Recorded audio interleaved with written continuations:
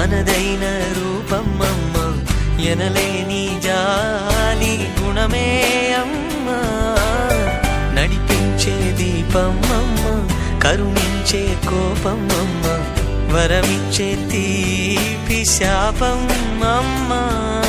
నాయాలి అమ్మగా తుండగా జోలాలి పాడన కమ్మగా కమ్మగా.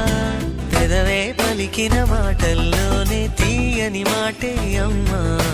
కదిలే దేవత అమ్మా, కంటికి వెలుగమ్మా.